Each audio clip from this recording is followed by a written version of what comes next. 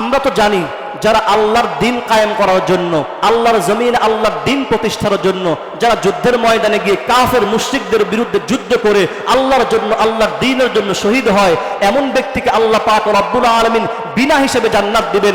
আল্লাহ রাসূল সাল্লাল্লাহু আলাইহি ওয়াসাল্লাম বলেন, এমন ব্যক্তি যে আল্লাহর দ্বীনের জন্য, আল্লাহর দ্বীন কায়েম করার জন্য আল্লাহর রাস্তায় নিজের জীবনকে উৎসর্গ করে দিল, কিন্তু দুনিয়াতে থাকা অবস্থায় অন্যের হক নষ্ট করেছে, আল্লাহ রাসূল বলেন ওই ব্যক্তিও যতক্ষণ পর্যন্ত বান্দার হক আদায় না করবে, সেই ব্যক্তি ততক্ষণ পর্যন্ত জান্নাতে যেতে পারবে না।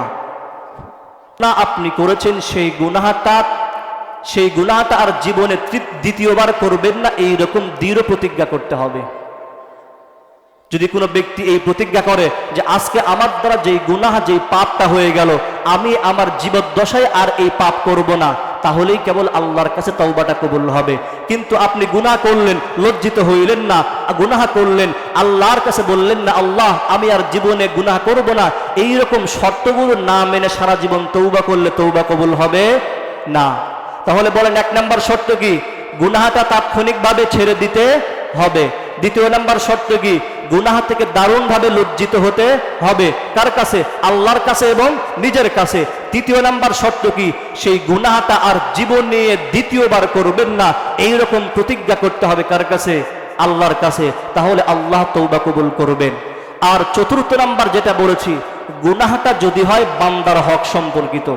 বান্দার হক মানে বুঝেন, বান্দার হক কি? আপনার ক্ষমতা আছে, জোর আছে, কারো জায়গা জমিন অন্যায়ভাবে দখল করে নিয়েছেন, আছে না এমন মানুষ? আরে আমাদের সমাজে নাই, নামাজ কালাম সব ঠিক আছে, হাজি মানুষ হজ করে, কিন্তু অন্যেরটা মেরে খাওয়ার জন্য, অন্যের জায়গা জমিন দখল করার জন্য সবসময় আগে থাকে, এরকম মানুষ নাই? আছে। তো এটাকে বলা হয় বান্দার হক। যদি কোনো ব্যক্তি দুনিয়াতে বসে বান্দার হক এক টাকাও যদি অন্যায়ভাবে মেরে খেয়ে থাকে, ওই ব্যক্তি কিয়ামতের ময়দানে গিয়ে কখনো জান্নাতে যেতে পারবে না, যতক্ষণ না পর্যন্ত বান্দার হক আদায় করবে। এমন কি বলেছে জানেন? আমরা তো জানি যারা আল্লাহর দিন কায়েম করার জন্য, আল্লাহর জমিন আল্লাহর দিন প্রতিষ্ঠার জন্য যারা যুদ্ধের ময়দানে গিয়ে কাফের মুশরিকদের বিরুদ্ধে যুদ্ধ করে আল্লাহর জন্য, আল্লাহর দ্বীনের জন্য শহীদ হয়, এমন ব্যক্তিকে আল্লাহ পাক রব্বুল আলামিন বিনা হিসেবে জান্নাত দিবেন। আল্লাহ রাসূল সাল্লাল্লাহু আলাইহি ওয়াসাল্লাম বলেন, এমন ব্যক্তি যে আল্লাহর দ্বীনের জন্য, আল্লাহর দ্বীন কায়েম করার জন্য আল্লাহর রাস্তায় নিজের জীবনকে উৎসর্গ করে দিল, কিন্তু দুনিয়াতে থাকা অবস্থায় অন্যের হক নষ্ট করেছে, আল্লাহ রাসূল বলেন ওই ব্যক্তিও যতক্ষণ পর্যন্ত বান্দার হক আদায় না করবে, সেই ব্যক্তি ততক্ষণ পর্যন্ত জান্নাতে যেতে পারবে না। তাহলে বান্দার হক কতটা গুরুত্বপূর্ণ বুঝতে পেরেছেন? যদি জীবদ্দশায় মনে থাকে যে আমি আমার এই বান্দার হকটা নষ্ট করেছি, তাহলে অনতি বিলম্বে মৃত্যুর আগে সেটা পরিশোধ করতে হবে, নয়তোবা কাল কিয়ামতের ময়দানে জান্নাতে যাওয়া যাবে না। কথা কি বুঝতে পেরেছেন? তাহলে গুনাহটা যদি হয় বান্দার হক সম্পর্কিত, তাহলে বান্দার হক আদায় করতে হবে। তাহলে আজকের আলোচনার মূল বিষয় যেটা বলেছি, যে তাওবা করতে হবে। কি করতে হবে? তাওবা করতে হবে। সামনে আসছে আমাদের খুবই কাছে রমজান মাস।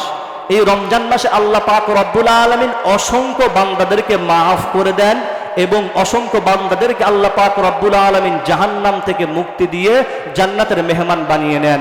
এবং আল্লাহ পাক রব্বুল আলামিন এই রমজান মাসে হাজারো লক্ষ কোটি মানুষকে আল্লাহ পাক রব্বুল আলামিন মাফ করে দেন। আল্লাহ পাক রব্বুল আলামিন বলেন, ইয়া আইয়ুহাল্লাযীনা আমানু কুতিবা আলাইকুমুস সিয়ামু কামা কুতিবা আলাল্লাযীনা মিন ক্বাবলিকুম লাআল্লাকুম তাত্তাকুন। আল্লাহ পাক রব্বুল আলামিন বলেন, আমি তোমাদের উপর রোজাকে ফরজ করেছি যাতে করে লাআল্লাকুম তাত্তাকুন, যাতে করে তোমরা নিজেদেরকে তাকওয়াবান বানাইতে পারো, গুনাহ থেকে বাঁচতে পারো। তাহলে গুনাহ থেকে পরহেজ করার, গুনাহ থেকে বেঁচে থাকার আল্লাহ পাক রব্বুল আলামিন বড় একটা সুযোগ দিয়েছেন। সেটা কি? রমজান মাস। রমজান মাসে আল্লাহ পাক রব্বুল আলামিন অসংখ্য বান্দাদেরকে মাফ করে দেন। আল্লাহ পাক রব্বুল আলামিন রমজান মাসের প্রতিটা রাত্রে অসংখ্য জাহান্নামীদেরকে মুক্তি দিয়ে জান্নাতের মেহমান বানিয়ে দেন। আল্লাহ পাক রব্বুল আলামিন রমজানের প্রত্যেকটা রাত্রে অসংখ্য মানুষের জীবনের সমস্ত গুনাহ খাতাগুলোকে মাফ করে দেন। তাহলে আমাদের জন্য নিজেদের গুনাহ মাফ করে নেওয়ার জন্য সবথেকে বড় সুযোগ কোনটা? সামনে যেটা আসছে, কি মাস? রমজান মাস। রমজান মাসে আল্লাহ তাআলা তওবা কবুল করেন। তাহলে তওবা করব তো ইনশাআল্লাহ? আর যারা ইনশাআল্লাহ বলে না, মনে করবেন এদের কোনো গুনাহ নাই, এরা ফেরেশতা, আসমান থেকে টপ করে পড়ছে, এদের কোনো গুনাহ নাই। তওবা করতে হবে ইনশাআল্লাহ। রমজান মাস আমাদের সামনে মক্ষম সুযোগ। আল্লাহ পাক রব্বুল আলামিনের কাছে যদি এই 3টা 4টা শর্ত মেনে কেউ তওবা কবুল করে, আল্লাহ রাসূল বলেন অবশ্যই আল্লাহ পাক রব্বুল আলামিন তার জীবনের সমস্ত গুনাহ খাতা মাফ করে দিবেন। তো আল্লাহ পাক রব্বুল আলামিন আমাদের সকলকে সামনের রমজান মাসের সমস্ত রোজাগুলো সঠিকভাবে আদায় করার তৌফিক দান করুক। সকলেই বলি আমিন। এবং নিজেদের গুনাহগুলোকে মাফ করে নেওয়ার তৌফিক দান করুক। সকলেই বলি আমিন। ওয়া আখির দাওয়ানা আলহামদুলিল্লাহি রাব্বিল আলামিন। আসসালামু আলাইকুম ওয়া রাহমাতুল্লাহ।